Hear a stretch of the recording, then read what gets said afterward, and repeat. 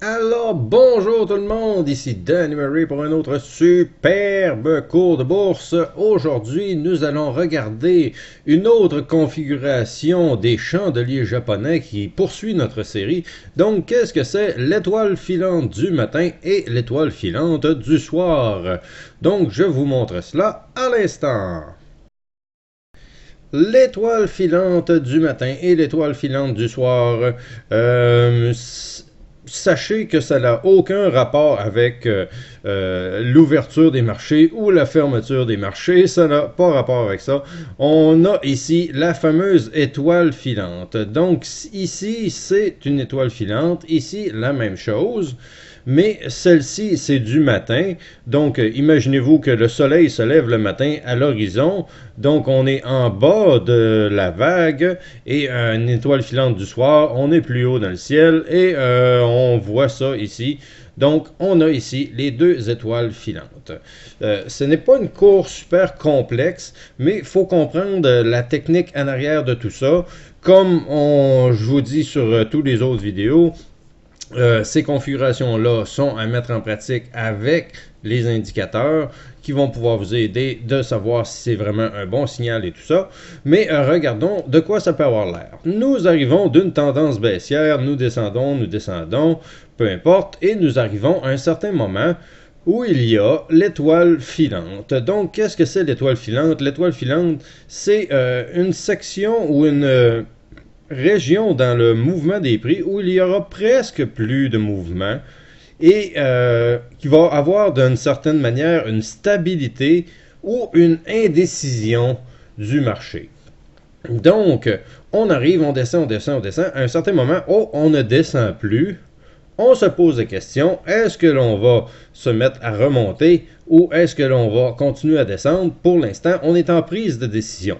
Le lendemain matin, petit gap up, tentative de descendre, non, et le marché se met à pousser, et on arrive dans le chandelier précédent, et on voit qu'on a presque récupéré tous les pertes du jour d'avant. Donc, c'est vraiment un renversement de tendance qui vient de se passer ici. Et théoriquement, la théorie dit que la hausse devrait se continuer. Il n'y a rien qui empêche de descendre ici et se mettre à monter, mais vous comprenez l'idée de la chose. Les détails à regarder pour l'étoile filante, habituellement, ce qu'ils disent en théorie, la théorie nous dit qu'il devrait y avoir un gap baissier à partir de la fin de la baisse, donc un gap baissier ici, et le lendemain matin, devrait avoir un gap haussier. Tout dépendant évidemment du time frame que vous allez prendre, l'échelle de temps, mais si on regarde sur le quotidien, c'est une très belle configuration qu'on peut voir ici et là, et souvent ça donne de bons résultats. Donc nous avons un gap baissier, nous avons très peu de volatilité, pourtant nous avions eu un gap baissier, ce qui devrait indiquer une certaine panique de descente et tout ça, mais bizarrement, pas de gros corps, pas de baisse, une stabilité certaine qui vient de s'installer. Et le lendemain, nous devrions avoir un autre gap up. Mais cette fois, comme je vous dis, c'est up. C'était à la baisse ici. Ici, c'est un gap à la hausse. Donc, nous avons le petit gap à la hausse. Et ensuite de ça, on continue à monter pour finir beaucoup plus haut dans le corps. Ça ne veut pas dire dépasser nécessairement le corps ici, mais on a repris une bonne partie des pertes du jour d'avant. Comme ici, nous avions monté. L'indécision, est-ce qu'on continue à monter? On n'est plus certain.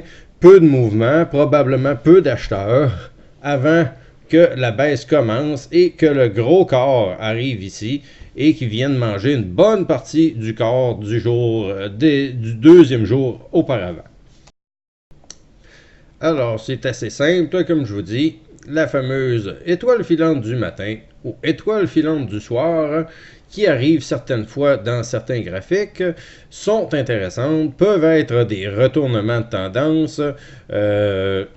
Et si on fait un résumé, tendance baissière, nous avons des bons corps, nous arrivons à un certain doji, une étoile filante, et après ça, nous nous mettons à remonter. Ça se concrétise avec un gap down, un gap baissier et un gap haussier. Ensuite, on clôture beaucoup plus haut Et après ça, la tendance devrait être à la hausse. Ici, nous sommes en tendance haussière, haussière, haussière.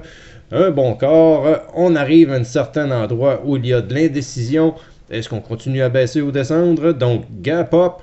Pourtant, après ce gap up, rien de plus qu'un gap down le lendemain. Donc, un gap à la baisse.